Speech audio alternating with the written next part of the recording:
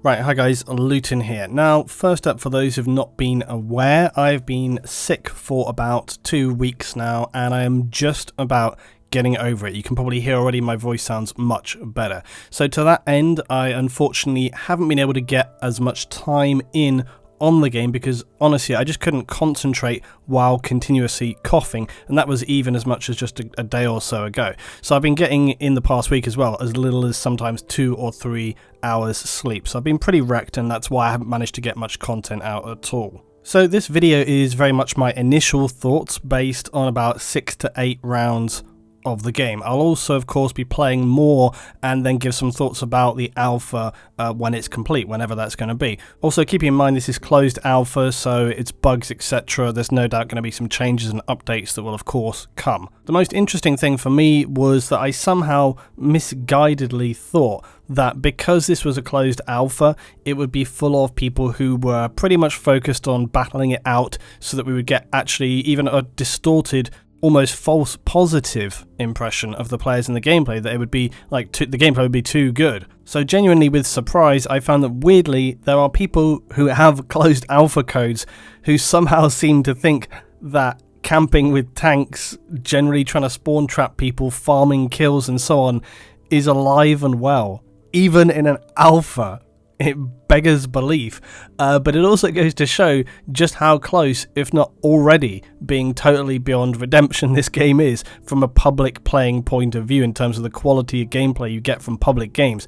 It's quite shocking, so that's something positive to start with. We also had one round that was your classic steamroll, where we were running around wondering to ourselves even where the other team are and what exactly it is that they're doing. We had a good solid balance between the players. There was a good, 20 odd people on each team, but it just felt like a ghost town. Really weird. What happens in those rounds? Like, what are those people doing? It's so bizarre to see like an entire team absent. I just can't even understand what's going on there. But what do I like about the game? Well, from the alpha, I quite like the mechanics that we knew were going to be there. I like the different benefits of spawning straight into the action but with less ammo, or going for the full spawn, getting that stuff up there. The revive system works very well indeed, and it compensates for the longer downtime. Initially I found it kind of irritating, but once you get it and you understand how it affects the pacing, it's like okay. And like I say, it helps to actually control the pace and flow of the game, because even though there were some asshat players who would be a dead weight for their team,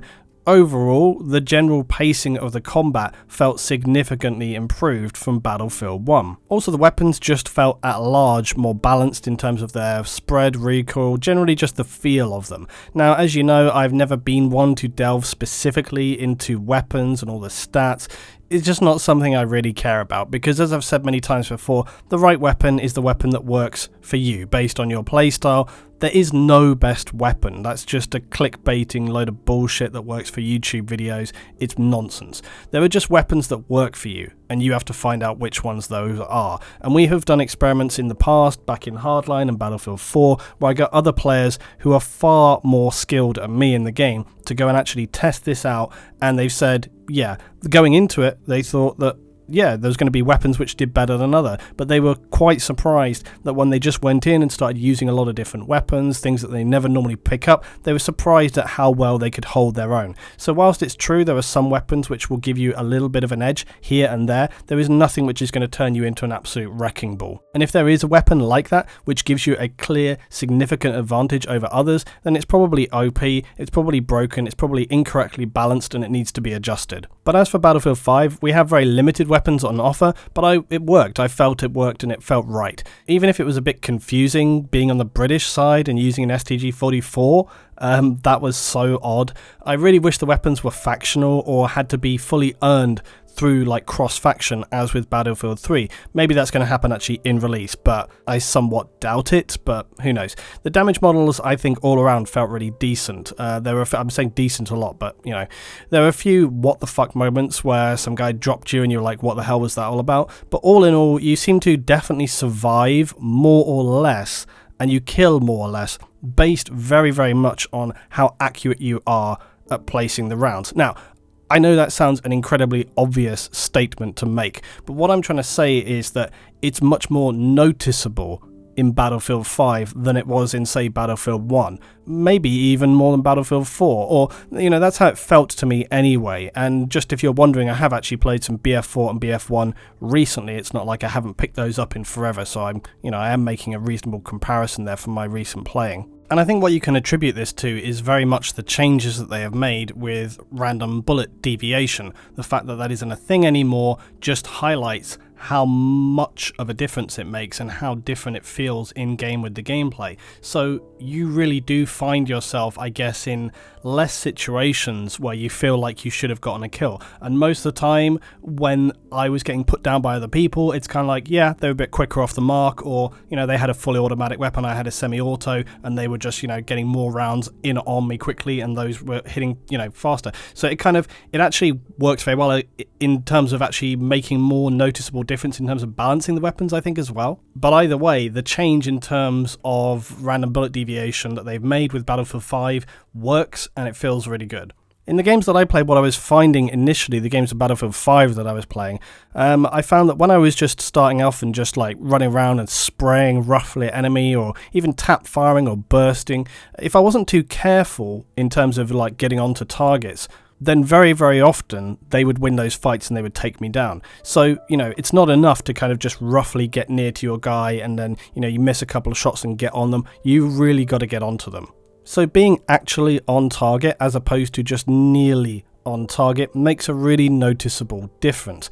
I do think that is worth noting, because it means that if you're just much better and faster at ADSing a target, i.e. if you have more skill in ADSing a target, you're going to be more effective and more successful. And as I say, from my experience so far, I felt noticeably different to BF1, which often, like I say, it just kind of feels a bit more arcade somehow. I don't know if people agree, but I often feel in BF1 like you can kind of just spin and fire roughly at people, and the majority of the time, providing you're getting those first rounds in, you're going to win that battle. On BF5, I didn't feel like it was like that. I felt that very much it was just down to who got those rounds in, and taking that extra half or quarter second to make sure that your first rounds are going into that target. Again, I know that sounds like a really basic and obvious thing to say, but I don't know. My overall takeaway was I just felt like it was a lot more noticeable in BF5. Now, also when it comes to damage, I was finding it pretty easy to get headshots and put down enemy targets with multiple rounds with my STG on semi-auto, iron-sighted, and at decent distances, probably 300 to 400 meters away. So that was really satisfying as well. It didn't feel like I was significantly handicapped by distance, providing that you were on target and in semi-auto. You struggle a lot with full auto on that, even when you're tap firing or bursting. Anyway, overall, damage and weapon handling, etc., good from what we have seen in this very limited selection. Now let's just mention briefly also the ammo and health pickup points. These are super awesome. The fact that they have switched up how you can regain health and ammo just in terms of respawning means that of course you're going to need to resupply, because you're going to potentially have less ammo coming in, and you might even take health damage, etc. You need to get that as well. But support players are notoriously bad at distributing this, and just about nothing has changed, because guess what? Most players these days are blind, deaf, and selfish assholes to boot. So the inclusion of these pickup points is really fantastic. It reminds me very much of Killzone, where you would go and grab ammo from crates. Honestly, now that this is in the game, I think it needs to remain a core feature. It's kind of surprising that they actually never thought about doing this before, because either way, it's a big thumbs up. It also adjusts the flow of the game, because people are having to detour to these locations, and that probably helps take a little bit of pressure off of some engagements, which does help to give, or it sort of feels like it gives, a bit of breathing space, which means it's a little bit less full on, a little bit less chaotic, which is a good thing.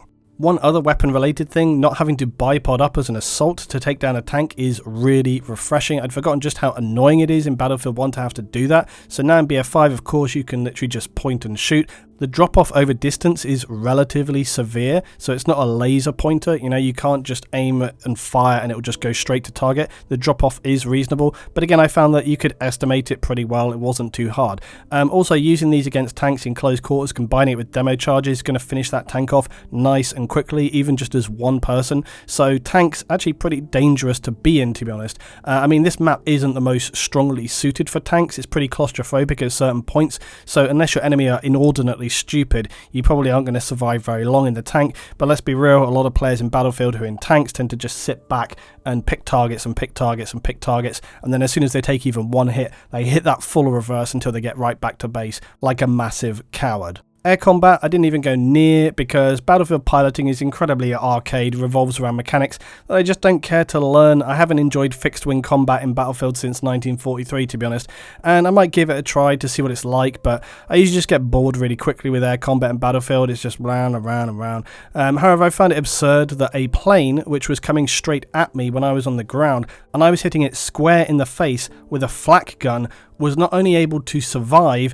but turn around and then survive a second barrage of me shooting it right in the face until they then bombed me off of the flak gun. So for me, that needs to be beefed up a little bit. I'm not sure what that is about, but it was just absolutely weird. If that's going to be how it is, you wouldn't even bother to get on a flak gun because they do so little damage. You'd probably be better off just shooting at it with an LMG. Destruction, while it's very good, it's markedly better than Battlefield 1 and Hardline, but then that's not hard to do.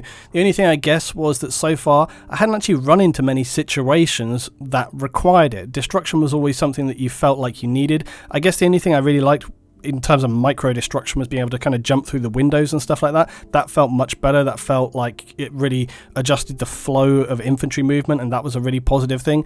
This map specifically has a lot of set pieces around like the train carts, the bridges, all these kind of things, and they're obviously non-destructible, as are many of the bunker emplacements. But the town itself, as and when it was being actively fired at and destroyed, you could see that more compartmentalized damage system. And yes, I mean, it's better, it feels more natural, it's a good thing.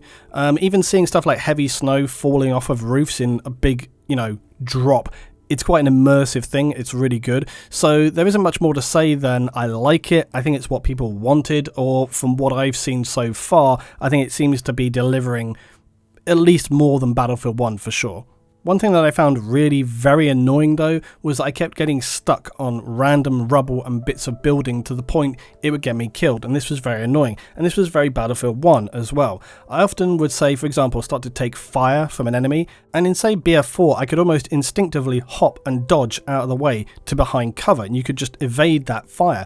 Now in Battlefield 1 and Battlefield 5, often with the level of detail and aesthetic in these maps that are meant to look all really like cool with the heavy amount of broken buildings and rubble and all this kind of stuff, when you try to jump out of the way or you try to move quickly to another location, the game will sometimes just like entangle your legs, where the game is just like laughing at you like you're fucked matey, or it will do something really weird like you try to vault, but then it kind of makes you go really high, so you become a bigger target instead of just making a nice little vault over.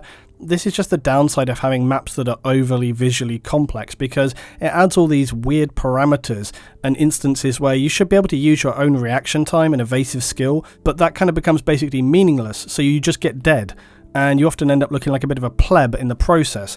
So I find that very annoying again, and I doubt it's something that's going to be addressed, because at this point they've probably got most of the maps and those kind of level of details locked down, so it's not something that they're just going to like wipe out. It's the thing which is there, and it's probably going to stay. So again, I find that kind of thing very irritating, because if someone's shooting at you and you should be able to say like jump and duck behind a wall, if there's a few pieces of wood sticking out from the ground, then, it really shouldn't interfere with you moving around and into that space. Now, again, depending on how you look at things, you could rationalize that, yeah, climbing over bits of terrain like that in the, I hate using the term, but in the real world, yeah, it would be problematic potentially to kind of like just, you might get tangled up in something. But it's important to remember, this game is fairly arcade. It's about the gameplay, the mechanics, and the flow of play. And so things like that shouldn't be a factor, because this game is not going for simulation. This game is going for, gameplay and the enjoyment of that gameplay, which is about engaging other people, beating them, and, being able to move and react. So how that terrain interacts shouldn't be a factor, basically. Let's talk aesthetics. Overall, the look and feel of the map and combat is good. I mean, I wouldn't say it's a huge step up from Battlefield 1. It looks very good, as you would fully expect from DICE. For me, though, honestly, it's heavily oversaturated. And as I already said this from the first gameplay bits that we saw, I don't know why they decided to do this, but I sort of, exaggerated and said, oh, it's like Fortnite a little bit, but it's really saturated. It looks like someone has just turned it up, the saturation, by about 30 or 40%. It feels very weird. I don't like it. Also, the effects, my God, the effects. While undoubtedly beautiful, the snow flowing across, as I think everybody has seen in my peripheral YouTube view of producers has said, it's a pain. It just obscures your view and is distracting. It's quite an annoyance, and I'll be happy for them to just remove it. Fire in this game, however, fire is greatly improved. It really looks quite realistic looking, and yeah, very, very nice. I love that, kind of as you're running around building, you see the fire. It just looks really cool. Whilst on aesthetics, though, we cannot sadly avoid talking about the characters, and I honestly think this is probably one of the worst parts of the game. Unfortunately, this is probably one of the biggest negatives.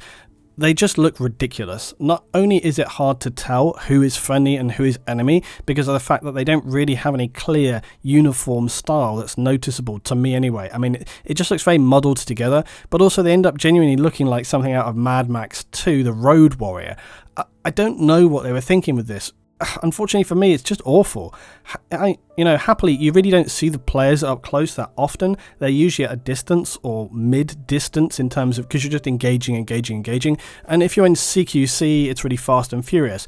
The end screen squad is when you see it the most, and also, for example, like selecting your squad is when you're going to see all that. And honestly, it couldn't be further from any kind of historical representation if it tried. It's just so weird. I don't get it at all. But then we knew this from the first trailer that it was going to be all this crazy stuff and not really based on anything from reality. So yeah, it is what it is. If it's a deal breaker for you, then I guess just don't buy it. For me, I can tolerate it, but I also just hate it. Why not just make them be dressed like actual soldiers and then give them some cool little tweaks and customizations and little elements like that, be a bit more subtle about it.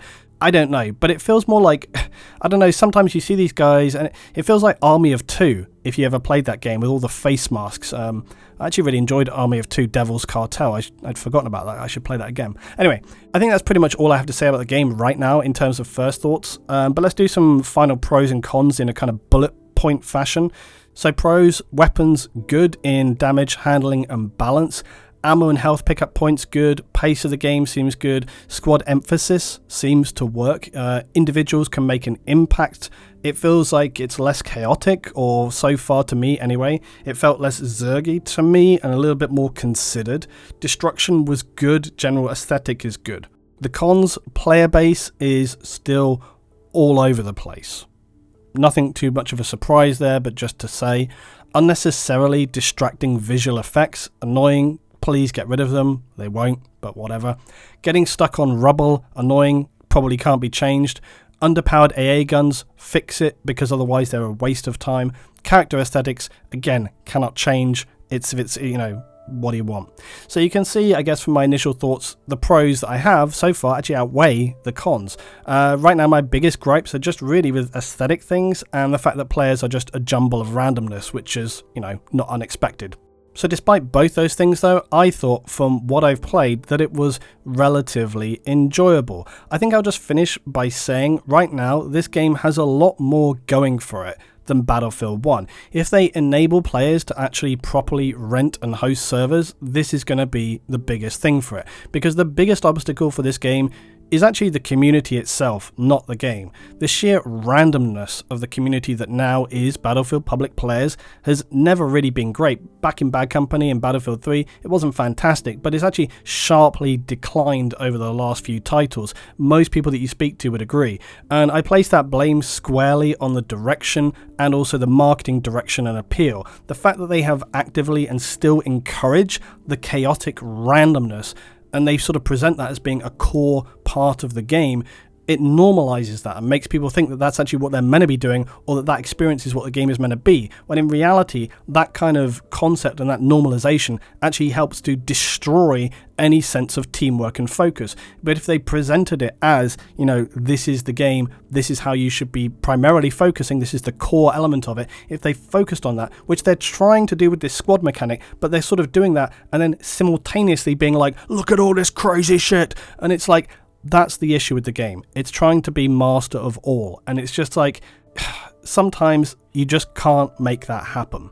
So no doubt DICE are actively trying to turn things around. I actually think I know that they are, with things like the new supply mechanics and the focus on squad play. And like I say, I do feel like that genuinely has an impact, but it remains to be seen if this is going to have any larger scale impact on the community at large, and overall just, let's say, the kind of percentage of quality games that you get out of it. I've been talking about these problems since Battlefield 4, and it's taken all of that time for us to actively see any really meaningful changes at all. So really, it's a question of, is it too little, too late? We will see, I guess, but still, despite this, I do think the game was enjoyable so far, and I do think that its gameplay stands above Battlefield 1 based on only this short amount of playtime that I've had. I'm sure to think of much more to discuss going forward, but for now guys, that is my thoughts. As always, please tell me yours down below. Thanks for watching. If you enjoyed, drop a like as always and subscribe to the channel.